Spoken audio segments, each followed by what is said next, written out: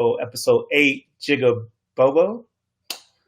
Yeah. I would think it was Boo Boo, but I think I looked it up, and this said Jigga Bobo, whatever it was. Look, episode 8. If you watch this tonight, as we did, and you're joining us, or you're watching a little bit later, like I think the most exciting episode was like episode 1. I was just like, I love this. I love everything about it. And it left me feeling like excited. This one, this was heavy. Like this one just, I felt every range of emotion. And again, I know, like, I feel like I say this a lot, but I just cannot get over how much they are able to pack into one episode of a show. Like, I sat there at the end of this, and first of all, I was texting Jeremy, and I was like, look, I'm legit gonna wear my Apple Watch next time, because I feel like at the end of every episode, my heart rate is like elevated. And I literally sat there when this was over, and I was just like, I felt like I just ran like half a mile. Like, I'm just. It was a lot. It was a lot. It was all over the place. I was just like, this is ugh. So let's. Whew. Like, where? I'm like, I can't even remember. How did it even start? Like, this episode got me, y'all. Y'all gonna have to. It started with the funeral. Yeah, the Emmett Till. Oh my god.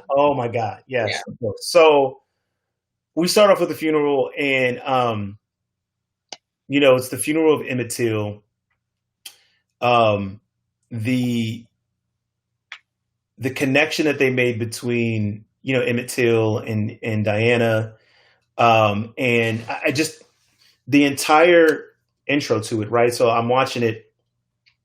My niece and I were watching it for a little bit, and then she just does what she does. I don't know. Just life went to her room. Good to sleep. I don't know what she does. But we were watching it, and she was like, I'm confused. What's going on? Like, it opened the way it opened. You got these people going into this, the church and coming out. And then, like, the lady comes out, like, vomits. And so that's when it hit. What is going on? And so immediately, y'all about to find out about my church background. I'm like, look, now I'd have been to some crazy, Pentecostal churches. If you Pentecostal, just you gonna get in your feelings. Sorry, look, y'all know how y'all are, right? But I hadn't been around some crazy Pentecostal churches. We were just like church service, and they vomited and all this stuff or whatever, and it's all about how I'm just like, so I am confused as to what is going on, right? And so again, like this, but you can tell, like, it's somber. Like, they're doing the thing with the heat. It's very hot, and then I can't remember because there's so much in this episode if they deal with we still don't know yet. They haven't shown the picture towards Diana and Ruby in line, like waiting to go somewhere. And she's like, what's that smell? And she's like, well, it's one of the hottest days. And so then I'm thinking, okay, something like, what? I was like, something's happened. Like there's something to a body or something like that. And then they show the picture of Emmett, and Yeah, having seen somewhere somebody comment during the week that this was going to be the Emmett Till episode or whatever, and when the lady came out and threw up in the bucket, that's when I was like, oh shoot, because I remember being an English teacher teaching To Kill a Mockingbird and the tie-in to just how Emmett Till helped inspire the writing of that novel, and just kind of having to go through the history of that a lot, and just how brutal the funeral was. It all rushed at me right then. It's like, oh no, this is why, this is where they're starting. This is how it's picking up. Yeah. Just crazy. Yeah. And what do you guys think? So I'm processing this all in a moment, right? And this is again one of those episodes where it's like, you're like processing scene to scene, right? Because they're taking you through so much of this. But I kind of thought a little bit after they got past the funeral scene that I thought it was very interesting that they did that.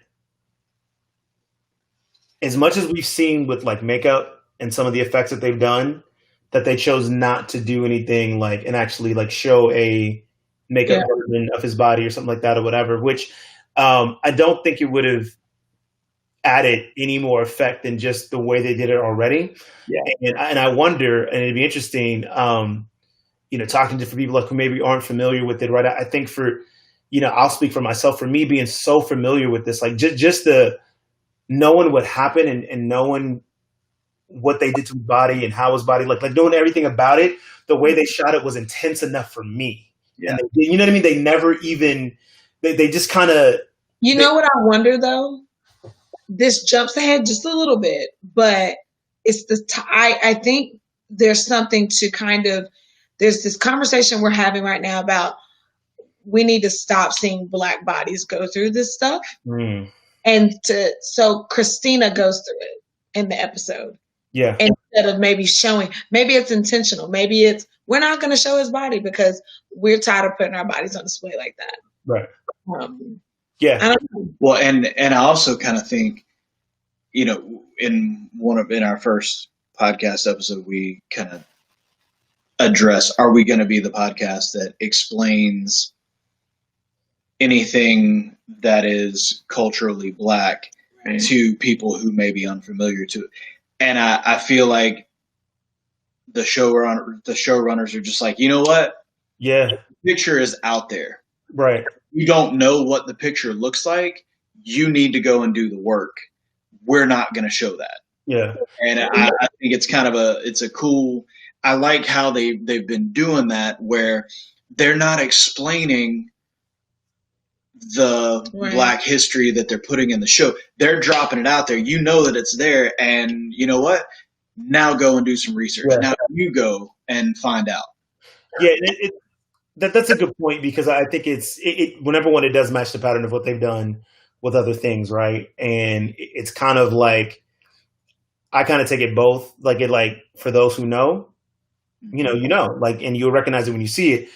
For those who don't, right, then this will lead you down the path to go find out, right, and learn. And so, Eric, I saw your Facebook post. I just didn't respond, but there's just so much stuff in this that I miss, and that I'm like, wow, that too, they're just dropping so much stuff in. Right?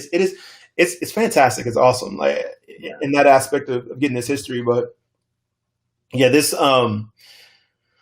this show and this episode, so after this part, we see this, we hit through the funeral, we start to see this tension between Tick and Letty, right? Not, let me say start to see it, but we continue to see this tension between Tick and Letty, right? And this one is almost it's palpable, and it's like, and in the beginning, it made it seem like Tick knew, they maybe we had skipped ahead and she had told him that she was pregnant, right? Which of course we find out later why he knows that part. But so I thought that was interesting. There was just this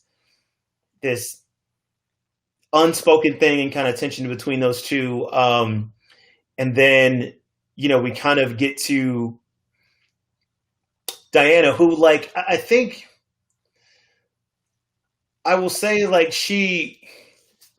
I want to actually go back and watch some of the earlier episodes, and maybe it's because we only ever got quick scenes with her, but and because she was one of the main characters in this one, this was really kind of her show.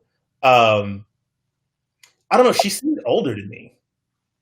And I don't know if it's just because I think in the beginning it was just I was so focused on taking everybody else. I was like, oh, Diana's the little cousin that I just didn't pay attention, but or whatever it is, maybe just the focus. But it was you could, I don't know. I love the way they shot her, some of the scenes and how they got her expressions. And I don't know how old this little girl is, but her tail off in this one, Well, but I also think that it can kind of be, maybe you just didn't pay attention to that, or maybe it's your best friend's Emmett Till and you know how he dies and you see him in that. I can just only imagine childhood then and what you had to, the level of maturity that you had to have to navigate that time period as a Black child. Yeah. And she just recently lost her dad. Yeah. And now and her mom hasn't been around for over a week. Oh, God, just the show, man. I do have to let you know though, Dave, although I saw the Emmett Till connection that week it happened, I did not actually realize that what the show was saying was the boy was Emmett Till in the show. Okay. So when we watched tonight, I was like, her best friend, what? So that's how they're. We had to have a whole. I was pissed. I was like, why ain't you? I just thought you shared the thing pointing it out. I just thought it was like, oh look, he was dressed like Emmett Till. It was like, anyway, that was the whole thing about the Southern trip, and you will not enjoy it. Well, no, I got that part, but anyway. Yeah.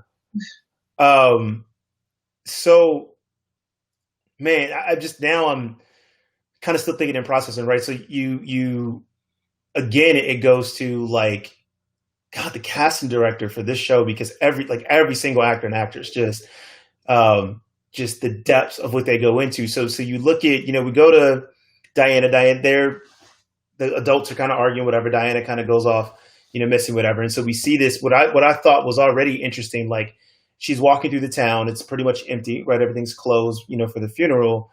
And so, just as she's walking, and I'm replaying it back in my head, like the depths of what this young girl must be going through, right? So we just, like, her dad's gone, right? Her mother, she knows, just like Hippolyta knew something was up with George, she knows something's up with her mom, right? Yeah. Like, and we kind of get a scene from that later where she was like, y'all are all lying to me. And I thought that stuck out to me so well, because the way she portrayed that, like, I instantly saw Hippolyta. I saw the same scene. Like, it was like, I was like, this is so cool. Like, they're recalling that. And even though, like, in real life, I'm pretty sure they're not related, but, I could see the mother-daughter thing, right? It's like, oh, now she is, like, channeling her mother. But, you kind of see her walking through this town and, kind of processing all this, right? She's just kind of walking, like, in this daze. And, Eric, it really hit me when you just said it, like, just to be a child then and to deal with all of that, right? Like, just, and it kind of brings a lot more power to where the girls were, come out the little shop and they're laughing, and throws the rocks and just loses it. Like, there's nothing, there's nothing to be laughing about, right? Yeah. And then I think those are the two girls, by the way. Yeah, Erica was like, oh, those are the two girls that were following her. And when we watched it back, I'm like, of course that's the two girls haunting her, the girls she threw rocks at. Yeah, and so. But yeah, just a little aside. Yeah, like we need to be able to, like, see. I don't understand. These girls freak me out, man. Oh, I'd love to see a behind the scenes interview with those two and how they choreographed that, because that was a dance. Yeah. Well, and to just before we move on to them completely, just to call back to your point about the acting in the episode, like that moment of Diana becoming enraged at the girls enjoying life, enjoying their ice cream, throwing the rocks, screaming at them, and then that moment of almost mania where she starts to laugh and breaks into kind of a sob. It's just like, as young as she is as an actress, like, that was an incredible range of emotion that just cycled through, and it was all without using any kind of real words. It was intense. Yeah, I'm glad you brought that up. That was pretty powerful. Like, I think any actor, actress, anybody to kind of pull that out. And we talked about it a lot in that first, or was it second episode, right? The whole Tick, Letty, like that whole conversation they had with each other about Uncle George without saying a word, right? That, it seems like that where, I'll speak for myself. I get such a reverence for people who act, like, right? Like, you see the talent that people have to be able to pull something like that out. But you know what else it just does for me too? And again, because that's who I am when we do this. just in the past year, like people want to say words, they want to speak, but you say so much with your nonverbals. Mm-hmm. And that's why people kill me with, but I said this. I said the right thing. And you said the right thing, but your body language was Right. off the charts, you know? So it just that's what I geek out over. It's like, yeah, it's great acting, but it's real life. And we do it all the time. And people think that they're getting away with their words saying one thing, but their actions are speaking extremely loud. That is that is very true. That is very true. And then you know what? There's a lot of that in this, in the whole series. Really, like there's a lot of the nonverbal kind of stuff going on, like where you can feel like a scene coming before like anybody says anything, right? So we'll jump ahead and get a little bit. Perfect example. Ruby walking down to the dark room when Letty is kind of doing the pictures, like Letty's. Right. As soon as she came down the stairs, I was like, okay, here it comes. Like you just, as they approached each other, the way Ruby was walking, I was like, okay, this is what we've been building up to for about 3 or 4 episodes. Like that was so funny to me. I told y'all last episode, I said, when are they going to tell each other they know about the magic? And then Ruby just come down the stairs and be like, I know about magic. Right. I mean, look, there was a lot of that this episode, right? They just Ruby spilled the beans about the magic. We found out where Tick went. What else was it? There was something he said where he went and how he knew about Letty in like 4 words. Yeah. Like it's they don't play no games, man. They just like, oh yeah, this thread, here we go. We just gonna. And they gave me what I asked for. They let Montrose had a little monologue about what the life he chose to protect himself and why I didn't cheat on your mom because I didn't want to be in a dumpster somewhere on the side of the road. So I chose a life and family instead of an asylum, and that was like, oh man, right, crazy. And you saw that, and for everybody that's watching and people that are watching right now, I promise we're jumping around a little bit. We'll get back to it. But what I like about was that scene was you saw those two. As he's kind of telling that story, Tick sits down, takes his alcohol, whatever. But like, you just kind of saw this. I don't want to say maybe it wasn't quite acceptance, but like I felt like a lot of the chip came off of Tick with that. Yeah. With Montrose just kind of opening it up and telling him like, and really, and Tick looking at this and going, this is whatever my issues are with him, right? Which some are valid. It's bigger than that, right? Yeah. And I think Tick finally got a chance to see, like, okay, like I can see it from his side a little bit, which I thought was good. And yeah, another nonverbal. They're having a moment. Yeah. And man, what else are you keeping from me? And Montrose is like, why don't we get to it before I lose my cool? And I'm like, Dad, I ain't your daddy. Right. Which. So now I'm just now thinking about. So he asks Montrose, "Did you cheat on Mama?" And it's just hitting me right now. That reveal is gonna have him telling Tick that no, but your mama cheated on me with your daddy, your Uncle George. Like, is that gonna come? And what's that going to mean to Tick that he's demonized Montrose and the 2 people who he loves most in life outside of Letty maybe were the ones that did what he kind of hatefully assumed that Montrose did. Look, Montrose still beat the crap out of him. So. Yeah. Like there was an angel. But I think something tells me that Tick knows too. Like, so I'm gonna so look, we'll go around. Y'all will be all right. Listen, Dave, you keep us on track. We just talk. I know, but okay, I'm gonna put a pin in and come back because I might forget, but I won't. All right, so we'll come back. So we're finishing up there. She walks through the empty town, throws the rocks. Then there's this scene with the cops, and like when I tell y'all, I don't, y'all know I don't have any kids, right? So like, my nieces, my nephews, those have always been my kids.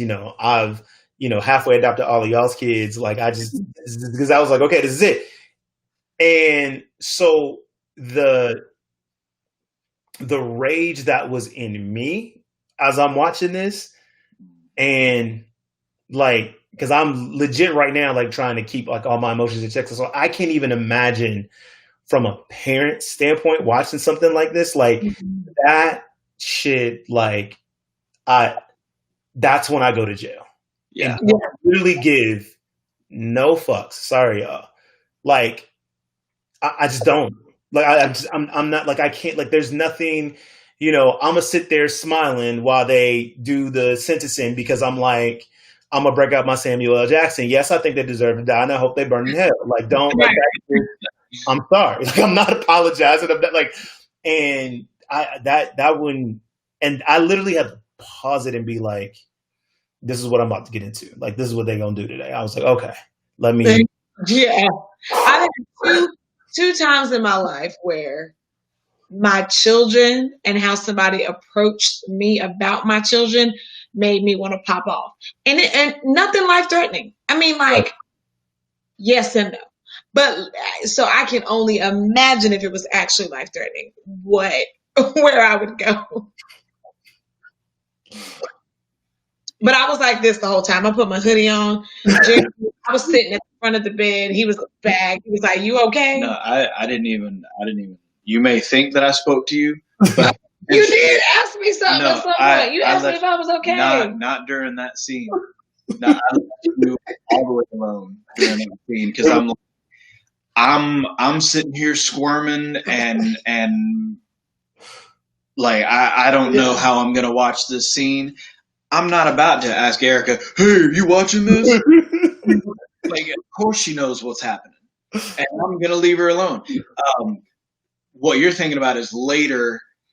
I think when Ruby was in the garage, or not Ruby, Diana was in the garage, and we knew that the girls were coming, and the hood went back up, and then I was like, "You're right. Doing okay?" The girl was on the screen for too long at that scene, but so that if I check on you, the traumatic stuff, I'm like, you know what? She knows. I don't have to check on her. So there was two things that I felt like they were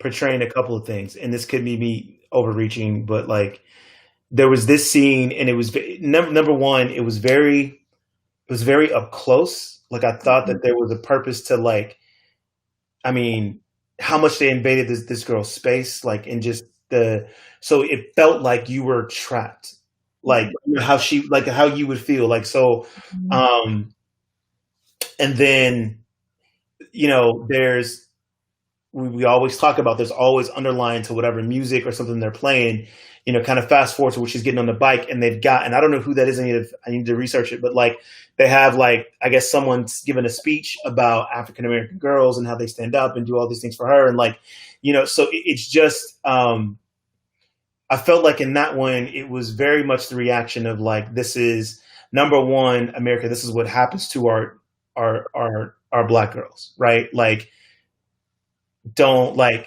we're going to show this to you, right? Yeah. Like, and a very much of a, like, has been said, like, we need to make sure that we are, protecting them and being there for them. And then you saw this, again, I connected back, Diana, back to Hippolyta. We saw this pillar of strength, right? Like this, you know what? Ain't nobody coming to save me. Yeah. It's not me that needs to be saved. It's going to be them. Like, if you're coming for me, then let's go. Right. Yeah. Like, and you saw that kind of, happen with her, really, even like, so from that scene to where she gets into the bathroom. So we have this scene or whatever, the cops this cop puts a spell on her, like, and when they're doing it and she's like, I can't breathe. Yeah. It's like, oh my goodness. Yeah. Like connecting it to, yeah, like it just, that's the iconic phrase, right? That's what happened. I'm gonna come back to that because she said it. Well, she said it then, and she was having trouble breathing. You fast forward, she was talking to Letty. The same thing happened, and then the cop was like, "Well, I didn't want you telling anybody about what happened." So I want to. I wasn't. I think there was some underlying thing there with this spell or incantation, whatever that he put on her. So they put this, spell on her. She obviously, right, is terrified, goes home. The spit on the nasty snotty loogie on her forehead, like when she goes to wipe it off and just that, I'm just like, oh my gosh. Look, they don't like these scenes they do such a good job of pulling like everything matters.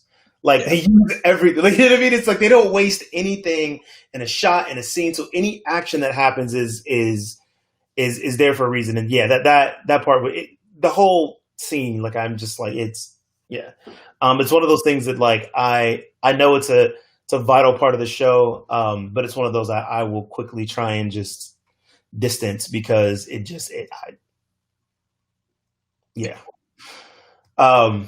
so she goes home to her house. Montrose is there. Montrose is asking her what's going on, whatever. And we start to see this. Now we start to like, we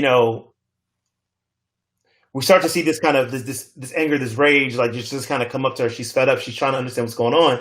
And I didn't realize until like 3/4 of the way through the the show that Diana's just dropping F-bombs and like talking to these adults like the scene where she goes into the police officer's office is pretty awesome.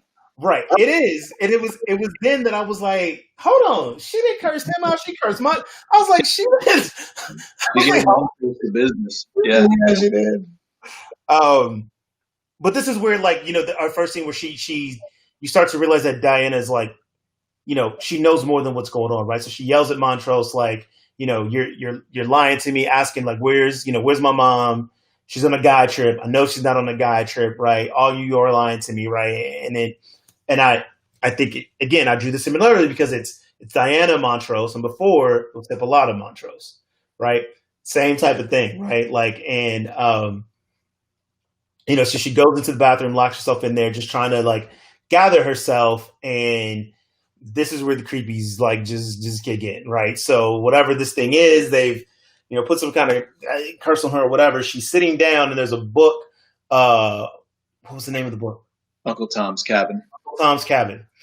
And so on the book is a cover of this. There's a mirror. There's a white girl, little black girl. Black girl's got kind of wild hair, and so she looks normal cover, and then she looks back, and even just thinking about it is giving me chills. And like the freaking face on the girl on the cover, just God, fingernails have extended. Everything. Yeah, fingernails have extended. It's got just this grin. This freaks her out. Book falls down, and then that's when we start to see, okay, something's going on, right? Like we're starting to see the effects of whatever that this cop has done to her. So, literary fact, real quick: Uncle Tom's Cabin is the book. Abraham Lincoln claimed that it's the book that started the Civil War. It's at the time it was considered a pro-abolition novel. The black girl on the cover, her name is Topsy. She is kind of brought in to be a playmate for the white girl on the cover, and she had been like terribly neglected and abused as a slave for most of her life before she was brought in. And I haven't read it all. I've read excerpts, but it turned into, like, since its time, it hasn't aged well. And a lot of people, like, right. if you call somebody an Uncle Tom, you're calling them a sellout or something now, where because basically the whole thing is a white savior novel.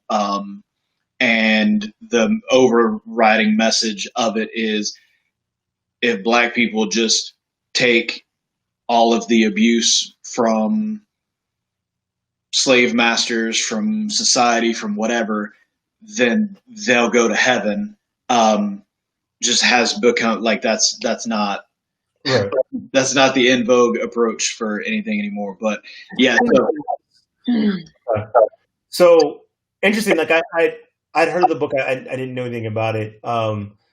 My initial thought was I don't know, the whole duality thing was interesting to me, right? So it's two girls and then the girls change, and then like I took this whole thing, right? So as we go, like Diana's now just kind of she leaves, gets out of the house, and we now kind of start this scene where these girls or whatever they are, girls, demons, whatever, are like chasing her, and she's the only one that can see them. But I don't know. I thought it was interesting, like this duality theme between these two girls, and like what I saw, like Diana kind of being two different Dianas, right? We're now seeing like, again, and we haven't seen much of her, but like this just kind of innocent, child to like, she's had to become something different, right? And now, just like everybody else, like she's thrown into this whole world of all this craziness that's going on. And it's just kind of forcing her to change. And it's almost kind of like, I don't know, I almost expected, like when she decided to confront them, that it was one of those things where even though she was the only thing that could see it, was really just a manifestation of her fear, and that facing it would like make it abolish, which was completely wrong. It's not. But the scene where she's sitting and she's waiting for the train, like, and I literally know something's getting ready. It's that part of the scary movie where you're like, okay, like something's coming, right? Music is building. Yeah. And when I tell you, when she looked down the hall and the way they were coming up, and then when the darker one kind of leaned and waved, like, I was done. Yeah. Like I was like, oh my God, this is like, and then the other girl like bends her head back. I was like, Jesus. Yeah. They win. They need to win an award for this episode.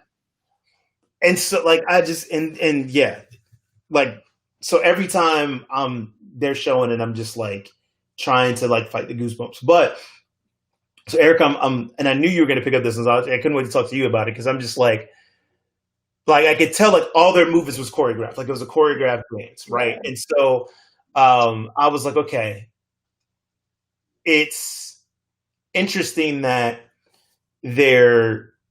which even made it even more creepier, right? For some reason, like it's just like I was noticing, I was like, yeah, this is. I was like, if they weren't so creepy, this would be a really good dance, but it's just making y'all even more creepy that you're doing this choreographed dance type of thing. So like, and I don't know, I felt like I just felt like that the dance kind of meant something, right? Yeah. I thought it was really, I don't know, and it could have just been, look, they just wanted to choreograph it again to show these two, I'm calling them demons, whatever, following her. But I don't know, I just thought it was very interesting that it was definitely like a choreographed dance that you could kind of. Yeah, they kind of pissed me off with it, because I was like, I'm scared of them, but I need to watch this choreography. Well, and it feels to me like, yeah, you can run, you can do what you need to do. We're just dancing, and eventually we're gonna catch up. Right. We have no cares in the world because we've got all the time, and you're gonna stop running eventually, and we got you. Yeah. Yeah, way to make it even more scary, Jeremy. Thanks. And so then to add a layer to that, right? The next time we encounter them, she's walking through the neighborhood, the girls are jumping rope, and they're doing their little sing-song double dutch about Topsy. Topsy with the yellow eyes, Topsy with the wild hair. Oh, wow. And yeah, so that was, when you go back and watch it again, watch it with the I captions watch on. it again. And so that's where, like, that's what jogged my memory, that Topsy, it's not the name of a spirit, that's the name of the girl from Uncle Tom's Cabin.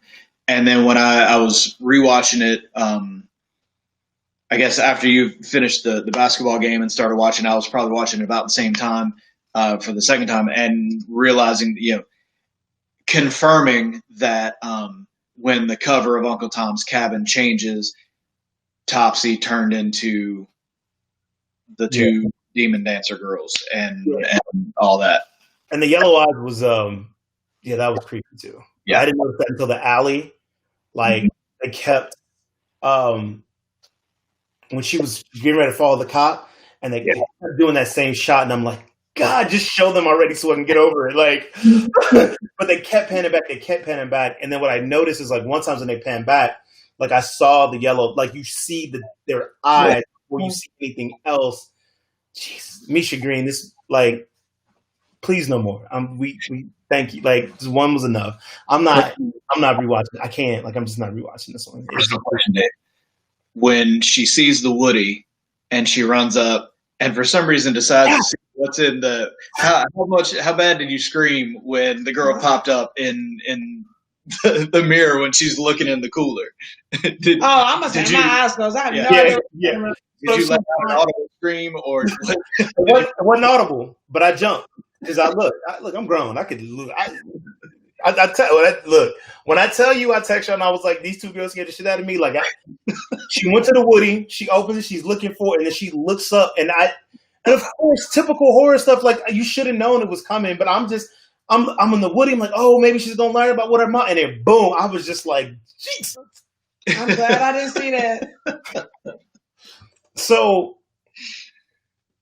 okay, so we're gonna, and this is the part where I kind of lose, like, what was weird, but so we'll pause here on her story because we're gonna come back when she goes in and confronts the cop. But let's go to Ruby and Krillium.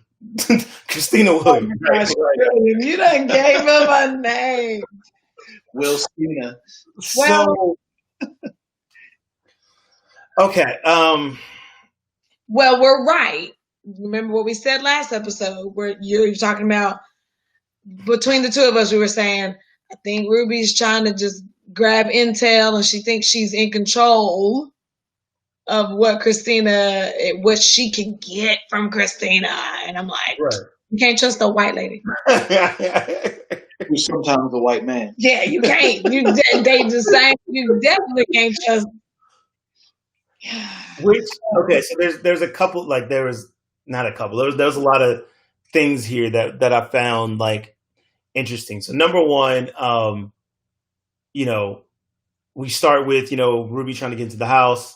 There's this old guy, like Christina, Krillium shows up as William, lets her in. And then there's this whole scene between them two, which I'm like, so at this point, I don't know, it was weird. Like, there was this, there's a scene where there was a bath.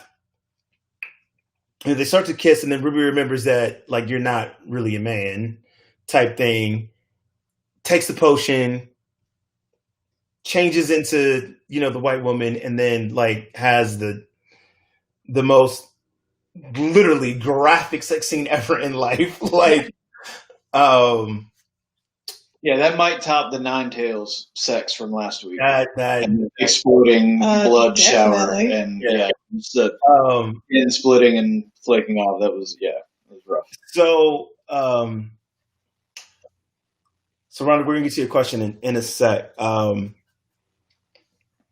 So I think, like, well, number one, you start to see this dynamic of Ruby and Christina / William, right? And I think it also, like,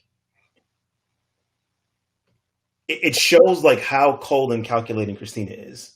Number one, right? Like, and she has no, like, problems. Just kind of, like, she's very compartmentalized, right? Yeah. I think there's an aspect of her that, and I want to say, like, cares about Ruby, but not, like, in which we normally think. Like, I think that in the moments, like, I think it's genuine. Yeah. And I think literally for her, it's like, okay, but then it's it's over, right? So that whole thing where Ruby is talking about Christina's like, I want you to be frustrated, I want you to be upset, I want you to care, like all these things, which again, Erica, like you've hit on it every episode, like that one. All of them have like always called out to what's going on right now, but that scene, that monologue to me was just like, dude, I cannot tell you, there have been some relationships that I've had for the past 12, 13 years that I've had to just be done. Like that scene is the exact conversation I've had. I want you to feel something. I want you to care about this like I care about it. And now the white women I've had this conversation with, they were not as forthcoming as, nope, I don't care. But I mean, for all intents and purposes, that was the response. Like, I just don't. Like, my world is fine. So sorry. And I kind of like care for you. So to the extent that I care, it's like, oh, you're sad today. But then you got another nonverbal, because after she gave her little monologue about, and I don't think you really care either. And then Ruby's like, damn, why she called me out like that? Right? Like, I thought that was a huge moment, kind of like in the episode, for one, to show like, and they've been showing it, but this one to me, like Christina's astuteness, like she's lit. I mean, it's not even chess and checkers. I don't know what she's playing. She playing like 4D chess, and everybody else looking around like, look, there's some Kirby on the floor. Like she is just moving and manipulating past like so many different people. And so I think like, and again, to me, like why I think that was so important, why she called Ruby out like that, is because like it's the bigger plot, right? Like all of this is set up to get what she wants out of Ruby, to position her, to whatever position, so that she can take advantage. Yeah. Right? Unfortunately, like Ruby thinks she has some sort of upper hand, but this potion and being able to walk in this whiteness it takes her out of the game. It takes her mind out of the game. Right. And Christina knows it. Right. So I think the only person who might be on the same level of Christina as far as like manipulating this situation is Letty. Yeah. And we get that I think she gets it, and I think she gets Christina's plan. So before we go there, so why do you think the cop put the spell on Diana, who doesn't have anything he's looking for? Because I think he put the spell on her because he says it when they have the confrontation, like it was leverage, right? Like he knew this curse, whatever it did, was going to send something after her, and to get her to get him what he needed. Or something, right? Because he knows that she's connected to Hippolyta, knows that something's going on, and he's a dick, right? He's going to manipulate this child, right, and scare her to try and get whatever he wants because he can't get to anybody else. So exactly. I think it was like, I'm going to, use her to get me something, right? And I don't know when he figures out that that she knows about the Ori. Whatever. Yeah, the Ori. Yeah. Because he asked her in the meeting, he was like, I'll remove the curse if you go and get the Ori. Like, do you know what an Ori is? And that's when she's like, yeah, I know what Ori is. It's Greek, asshole. It was great. Well, but I also just feel like because he knows the magic, I think there is some, like anybody who knows the magic, there's some connection that they have to it all, to where they know when it's somewhere. And they know when you know what I mean? I just think that there's a connection to it, to where they know it's been opened. Things are happening. Like my guys were on watch at the conservatory. So is that what? Yeah, that's where Hippolyta went. Observatory. Yeah. So I think some of that is at play. That, of course, he knows. Yeah. So. So let's see. So we got the Ruby Christina whole craziness. Okay, what's next? We go to the house. we go back to Letty's house, I think, right? Oh, and we get the showdown. Yeah. Gia has made her appearance. Man. And so the only thing I'm upset about is that the angle they use for when Gia and Letty first meet, and they figured out because we're so far away, right? And I thought this was interesting. Did you guys notice when Letty comes in the house, like Gia's sitting in that chair the entire time?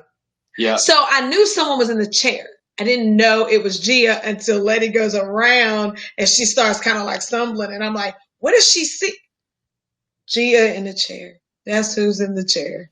Well, and it's interesting because when she comes through the door, Gia's sitting there and the camera is kind of focused on her. But it's like you said, it's so far away that you don't notice it. And then just really subtly when Letty walks all the way through the door, the focus shifts to her and Gia blurs out a little bit until right there and it's just like,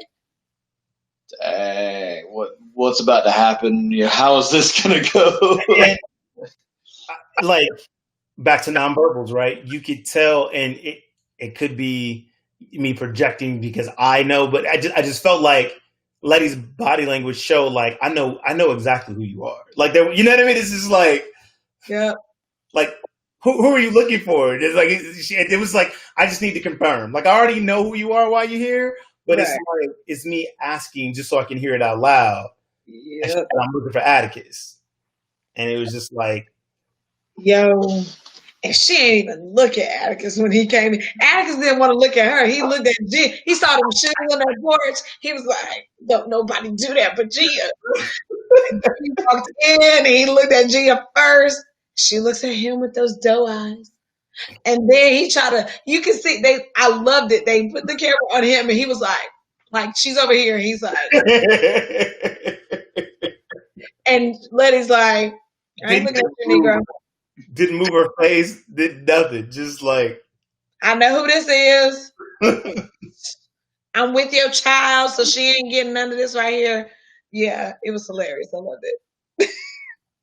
And so, like, I guess recalling it, I was hoping for a little more. Like they left us with a lot when we last saw Gia, right? And so, obviously we, speed up and I mean we get the whole Letty gets the whole backstory, what's going on between those two, figure out what she is, all the stuff, whatever that she sees, like that she's seeing what she's seeing, but she doesn't quite know like what's going to happen to him or whatnot. And it was one of those areas where I was like, I know they're going to fill it out, so it's gonna be next episode. I was hoping in this episode like we would get a little bit more of like, hey, like I'm here because whatever, right? This oracle woman that summoned me told me something, right? But anything, right? We just got a whole lot of shade between them two, and then which leads to okay. And this is where I get the lead on you guys, because which led to a very confusing argument for me. So it's like Letty goes upstairs, Tick follows Letty. He's like, where are you going? What are you doing? Letty's packing a bag, like, which I'm like, okay. I don't know if she was like packing his bag, telling him to get out. Yes, she was packing his stuff. Okay, that's what I thought. So it's packing his bag, telling him to get out. So it goes from that to then he's like, okay, well, fine. I'm going to leave. And she's like, well, wait, Tick. We can figure this out. I'm just like, what the? Come on. You know that's a typical, like, I still love you, but I'm mad at you. Wait, I told you to leave, but I ain't want you to leave. But the thing that gets her to go after him is that he says, I'm going to go cast a spell. And she's like, oh, no, you can't do that. Yeah, and how'd you even find out? Well, I'll talk to Christina, which, sitting in the family mausoleum, like, surrounded by dead, I guess her mom was, I paused it. Her mom was buried there. That's who she was talking about when she mentioned like being close to family. But then everybody else in there was named Cunningham. And so I don't know if that's important or not, but but yeah, just that. So it was the mention that he had been with Christina and was going to go take her word for whatever and cast a spell, and she's like, "Hold on, I'm mad at you, but I don't want you to die." But I want you to leave, but not die. But they go do something, but not without me. And then, so the other part that was interesting, he said, I'm doing this. I got to do this for us to protect what we have or something. Yeah. He says a phrase that clues us in that he knows. Right, exactly. And I feel like that, and I was like, okay, because they hadn't, actually we don't end this episode with Letty knowing that he knows. Correct. So that made me think that, okay, they have had the conversation, like, or something, right? Because that seemed like to me like it triggered something in Letty or whatever. But yeah, so I just I found it like slightly funny because I was like, I feel like they just had 3 arguments all at once. like, look, I'm mad at you, but don't be going to do no spells. I'm following you. And it leaves her at the top of the stairs, like, we can figure this out together. And it was like, wait, so you went up the stairs, gave him his bag, chased him out, then you go stop the stairs and what? I'm just like, okay, you know what? I'm just gonna let this one go. So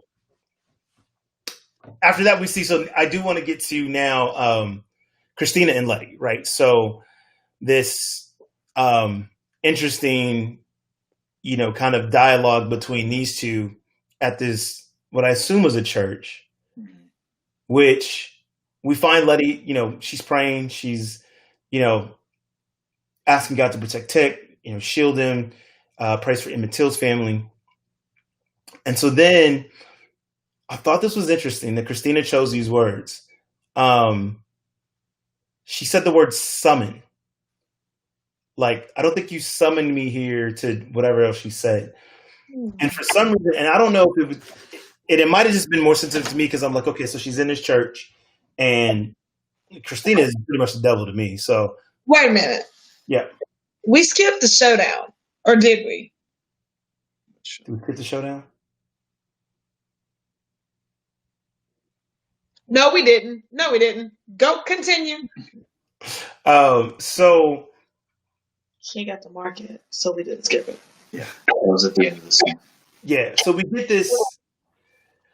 So I think it was very interesting that she used those words "summon," right? The fact that they're in a church, she was praying that, and again, like, everything in this show is done deliberately, and Christina does not mix words, right? That's one thing about this character I've noticed. Like, everything she says, like, she does it for a reason. So,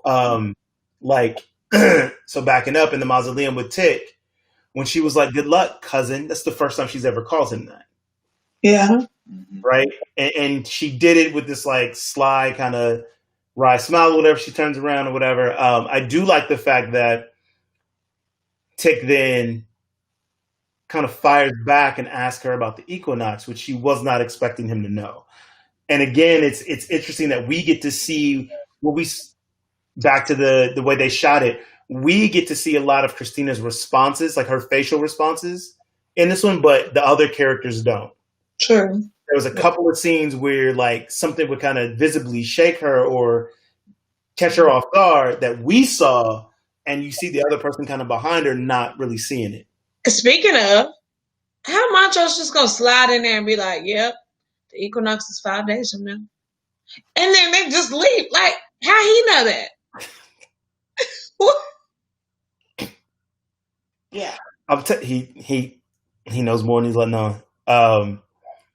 So I think it's interesting. So Letty wants to do this trade with Christina to protect Tick.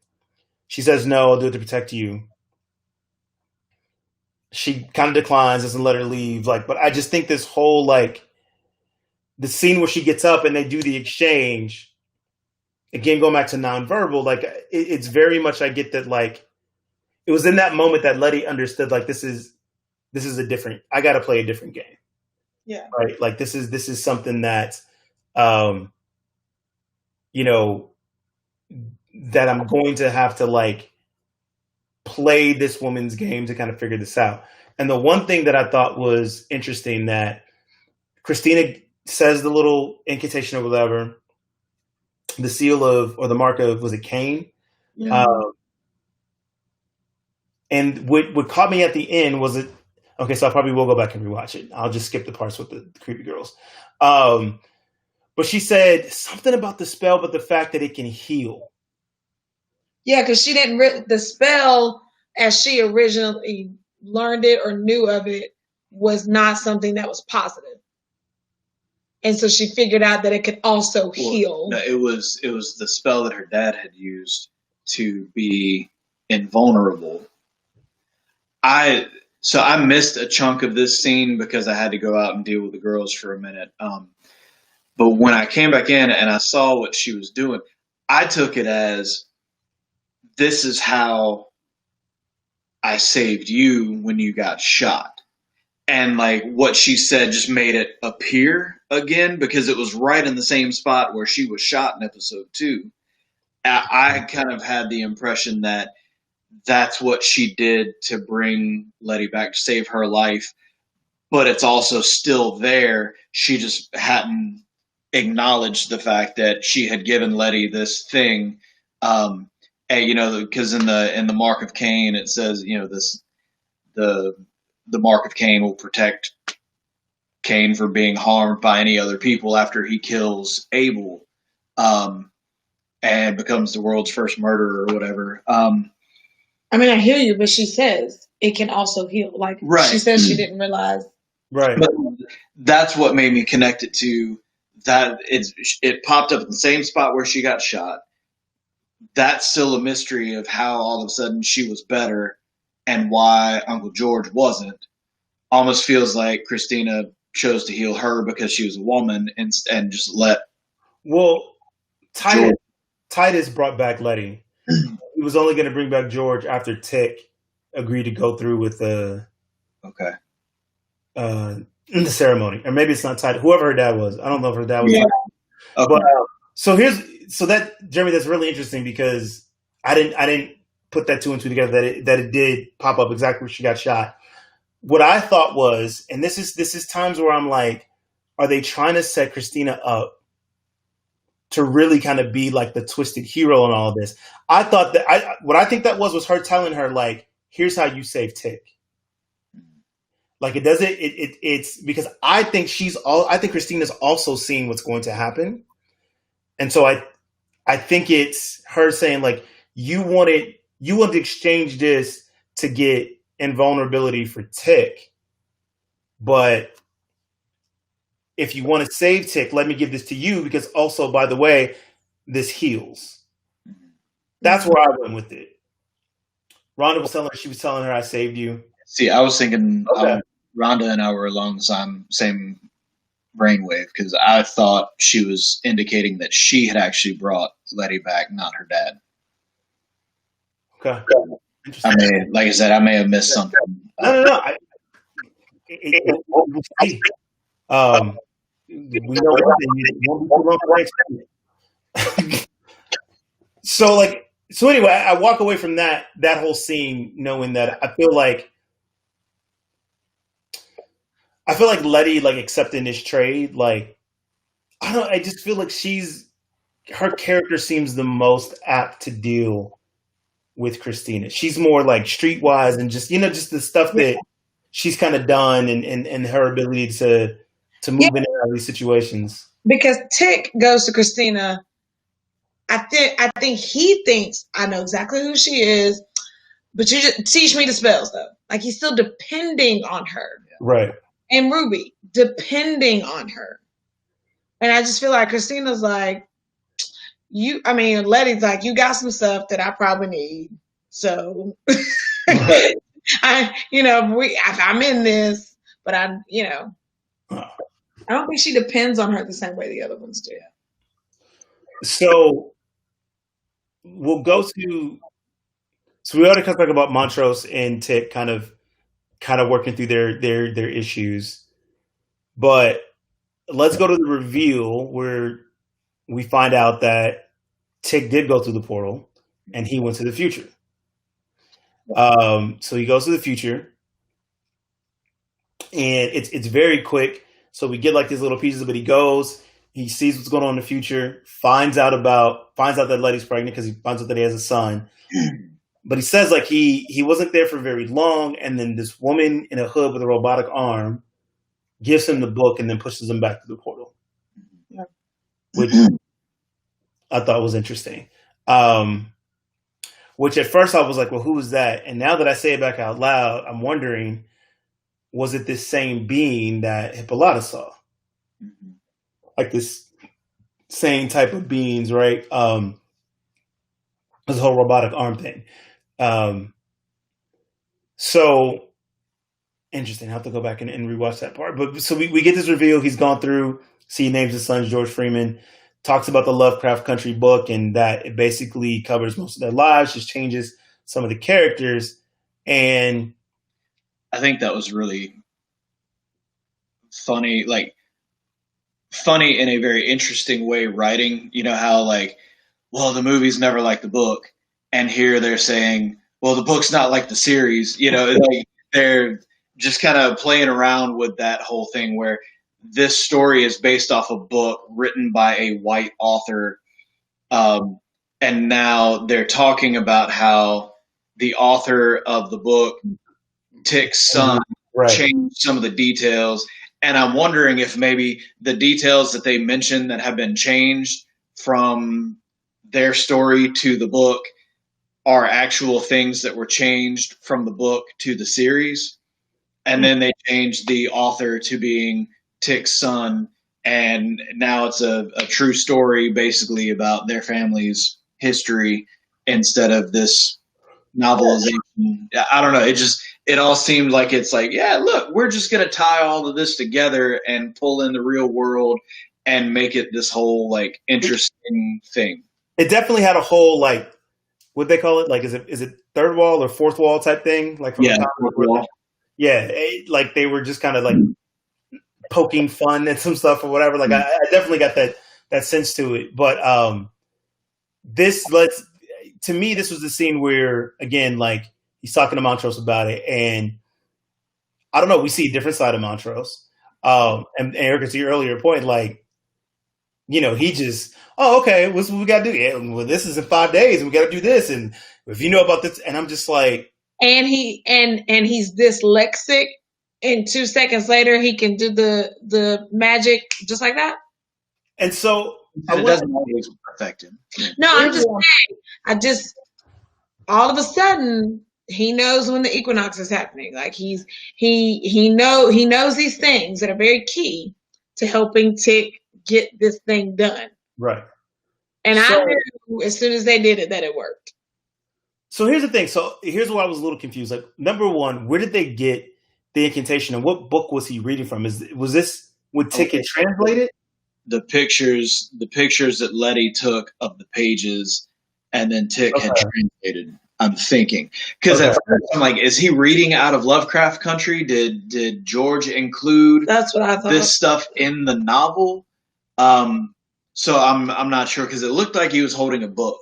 Yeah, and I thought when I saw the book, the first thing I thought was like, well, wait a minute. I thought that was the book that original George had given to him, was like Tick's gonna need it, but I remember he burned that. Yeah. And I was like, well, did he not burn it? But because Tick wasn't making a big deal of it, I was like, all right, clearly that's not it. So something different. I think it's the book, but I think I'll have to go back and look. Okay. And then of course the key thing was like, I think the whole reason for him bringing up the fact he was dyslexic, just so Tick could be like, is there anything else that you keep? Because I was like, okay, we didn't got every secret out of him except for this one. Yeah. And then it was like his whole face like, yeah, let's just go ahead and do this before I was just like, yeah, that's not your daddy. Well, and then the powerful moment where he said, you know, I will give up my life to protect you. If this spell requires me to do that, I'm willing to do that. That's my intent. So let me cast a spell. You know that, and I think Tick is constantly, his whole life, he's wondered about how Montrose feels about him. Right. And that's kind of one of the biggest indicators of, you know I was hard on you.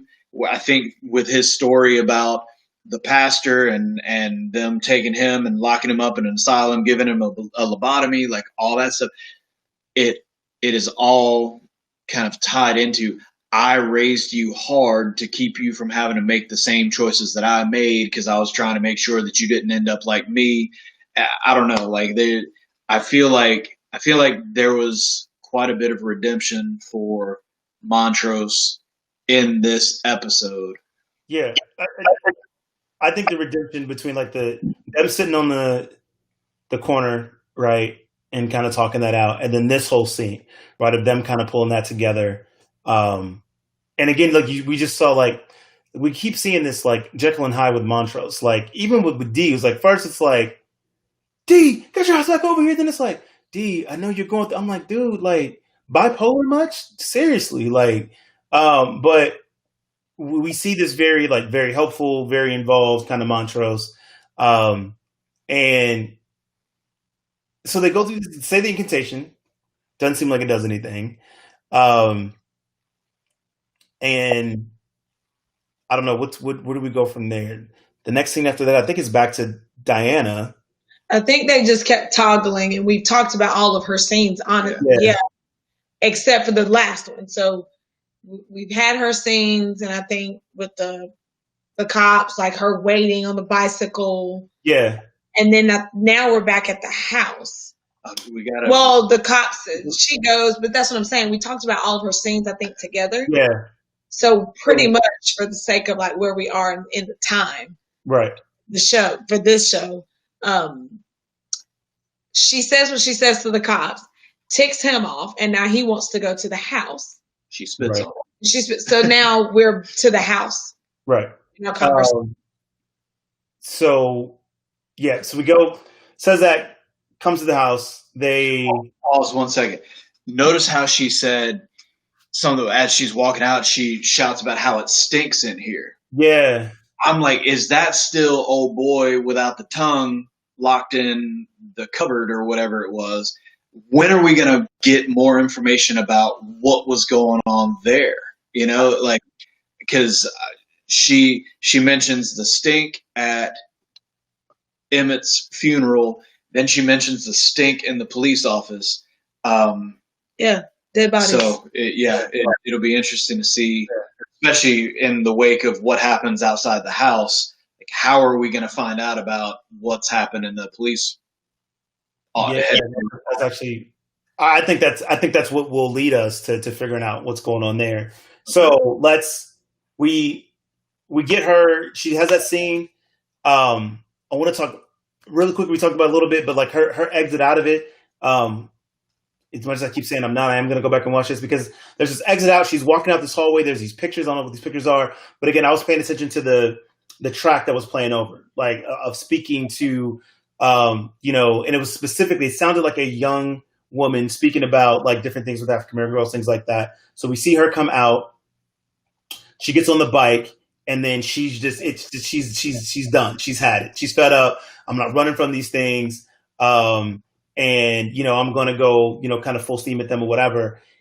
And now I want to go back to, before we get to the house, I want to finish with Diana, so we have to keep jumping back. But she goes to the shop, right, and kind of makes her last stand. But, Jeremy, we talked about this, or both of us, we talked about this, I think, like the last episode. She goes in, she locks every door, she barricades herself in, she's like, I'm ready. And she picks up a pen and then starts drawing. Yeah. I don't know if you guys saw this, but she drew the one of the girls like going against the window, and then she dropped that on the floor, and then she would draw something else, and then it came through. One of them came through the door. Mm-hmm. Well, that one comes to the door, she starts fighting, and the other one did exactly what she drew.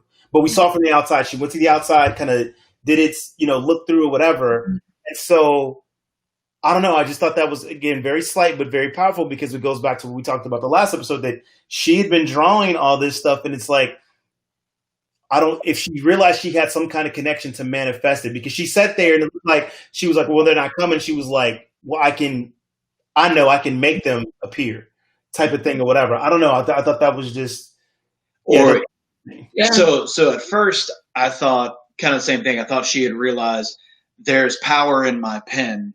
I can draw the outcome.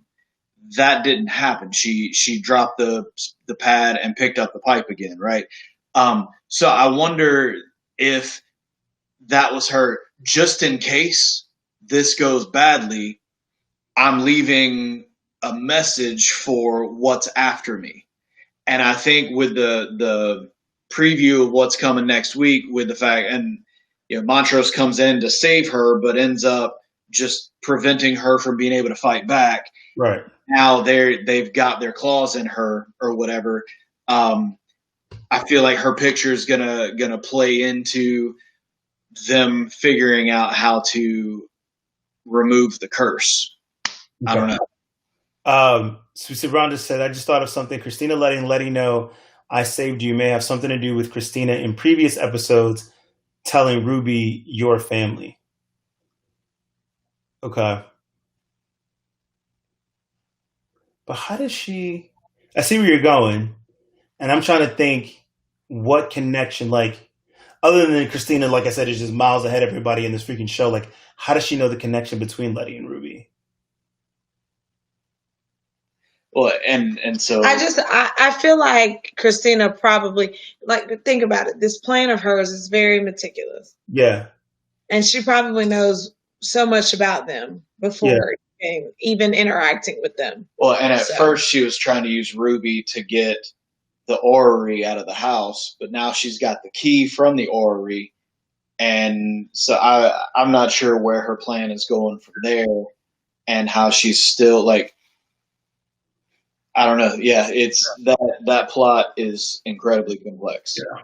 So we get to the house. Letty and Ruby kind of have their little discussion. Ruby lets out that she knows about magic, and Erica, to your point earlier, that she's thinking she's basically hustling Christina, and Letty trying to tell her, like, look, you get played, like, you are not in control like you think you are. And so now we get to the scene where the cops have showed up at the house. They want to come in. The main cop can't come in because they still have the protection on the house. Figures that out. And when we jump back to Diana's scene with the cops, before Diana comes in, they were discussing how they were going to go about it. And it was like, well, we don't know how much magic they know, so we can't just kind of run in there. And so this whole thing to me was really just a setup for him to figure out, like, how much magic do they know? And then showing that they had the protection, kind of give him everything. And so then we see another, wonderful Letty scene. Letty was Batwoman before, now she is Superwoman, as the bullets are flying off of her. And as she sits up and she's looking at the bullets flying around at this house, I literally got scenes from that Bat episode where I thought she was going to get up, walk straight out the door, bullets flying in, and just be like, what? They're bad. Yeah. Right. Essentially, when she saw Tick out there, she did do that. She did do that. And then this is where we get the reveal that whatever spell he would works. We get this, I don't know what these things are called, this little monster that pop up that comes out. Like they haven't been here since episode 1, and here they are again. Right. And I will say, though, this one looked different. Yeah. Like, this one looked a lot different. Like, even when it came up, it had like these little T-Rex arms. It seemed to be, the other ones were like grayish. This one seemed to be more black, like darker. Like, it was just interesting. I had like, I don't know where I pulled this from, but I kind of feel like it's Uncle George. Like the spirit of Uncle George, like, because it was like, okay, this thing was clearly coming it was there to protect Tick, goes off, like, just takes care of everything. I don't know. I have no logical reason to connect to it. Something was just like, I wonder if this is like somehow to Uncle George or whatever. Because like, the way it was protected him, and then we see it come up to him at the end, and he realizes that it's his to control or whatever, because it just kind of does the typical thing we always see in any movie or series, and somebody reaches their hand out and the thing comes and it's like gives its head. So yeah, and we just typical Lovecraft Country, right? We just have blood and splatter everywhere. This thing is like ripping people apart. And so like we're going to end with this very chaotic scene in front of this house, which we're not in Arden near the woods where they can cover this stuff up. Like, right. I'm like, this is a lot to try and clean up.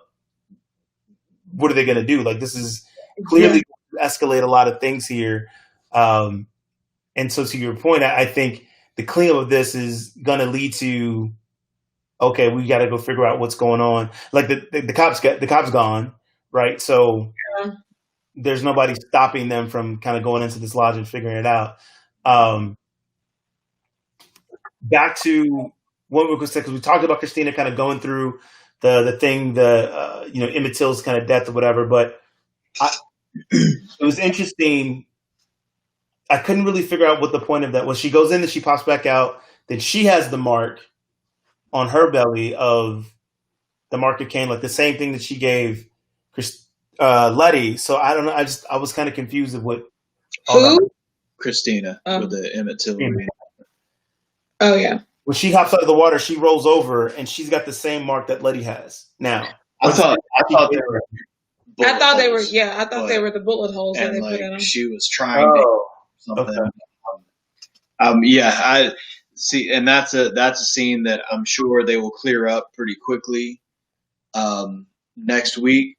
But like that was some straight up mystery. Just what is going on? Yeah. Why are you laying on the pier now? Like, how did you get free?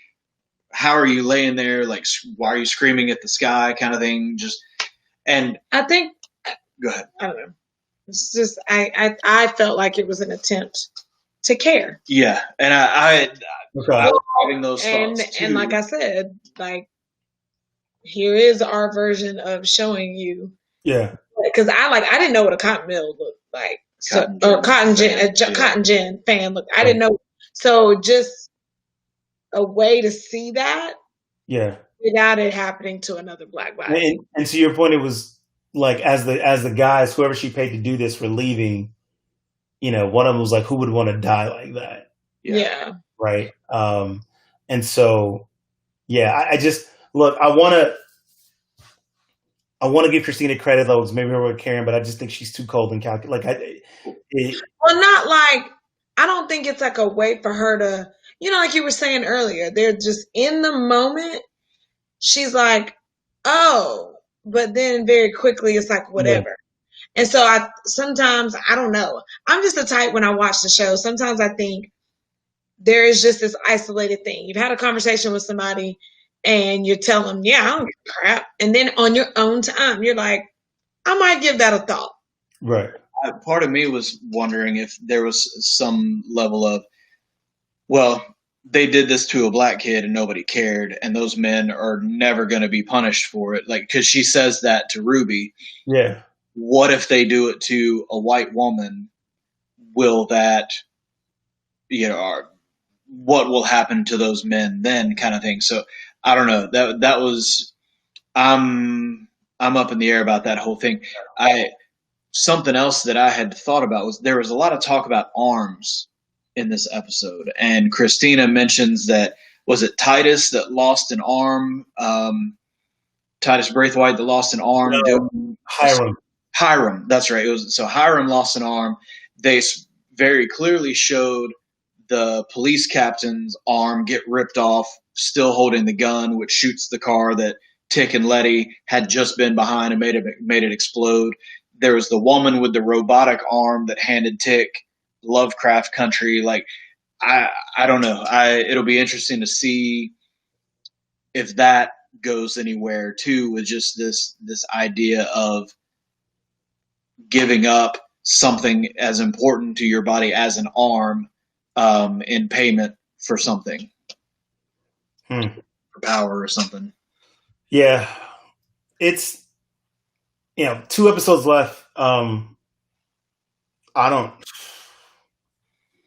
have no clue what to expect. I don't know. I'm enjoying the ride. I think definitely we get the Tick telling Letty, because in the argument, right, in the 4 arguments that they had in that room, one of them was she was like, He's like, I didn't know what I was supposed to tell you.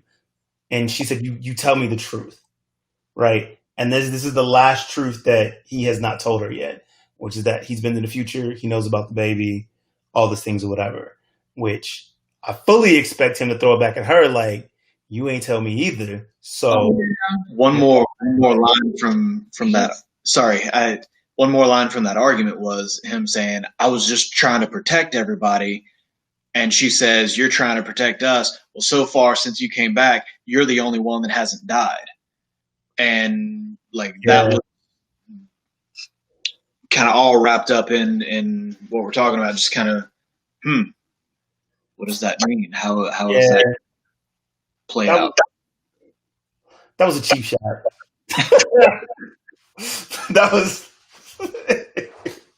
I feel like that was one of those arguments where you'd be like, look, so, I mean, I was mad. I didn't really mean that, but like, I would point it out. But you said it. Like it is the truth. It is the truth. I just felt like it was a cheap shot. So, all right. Yeah, man, 2 episodes left. This episode was, there's a lot in this one to unpack. So I think I will go back tomorrow during the daylight and watch it and skip over the creepy little girl scenes and try and pick up on some more of those stuff. So, man, we got any predictions? Anything we're looking forward to next? Oh man, I meant to last part. I'm pissed at Hippolyta because the last episode we saw of Hippolyta was, I need to get back. My daughter needs me. Dee needs me, and we see just Dee get tortured throughout this entire scene, like just everything. And I'm just I was screaming, "Where are you? Come protect your daughter!" Like, wait, really? Did we? Because the last thing I thought I saw Hippolyta was she was frolicking in the spacesuit with George. No, so she was, but at the end, she was talking to the bee, and she was like, they're telling her, you no longer leave things in your arms, right? And if you want to stay, you can. You just basically like have to choose it. She was like, no, I really need to get back. Like, I want to stay, but I need to get back because my daughter needs me. Yeah, and it appears that she's beaming back through the portal, but then it's Tick that pops into the room. Right. That's where it's like, wait, what? What happened? So yeah. Very pissed at Hippolyta. She needs to explain herself in this next episode. Yeah. Why she wasn't there. Maybe she's trapped, but I don't know. We'll see. Well, and we saw in the preview that they get the machine working again. So maybe she can't come back because the machine's broke. They get it working again. She comes back, saves Diana. I don't know. I feel like that's a good point. I feel like the preview we saw was like 9 and 10. Okay. I don't feel like it was just episode 9. I don't know why. Like, something that it said or whatever made me see, because it started off like only 2 episodes left, and so I felt like they gave us a lot of it. So anyway, we'll wrap. Any final thoughts, peeps? No, I have no predictions. I just, at this point, all the things I wanted, they happened in this episode. So I'm kind of like, I don't know where we're going. That is true. Man. So thanks everybody for watching. Thanks for everybody for engaging. We will be here every Sunday night right afterwards or a little bit afterwards. Just depends if my Lakers are playing. I feel like Rhonda is our fourth panelist. She's here with all of them. It really is. Thanks so much. Thanks, Rhonda, for hanging out. We will see you guys next week. Take care. Only 2 episodes left. We're almost there, folks. Bye, y'all.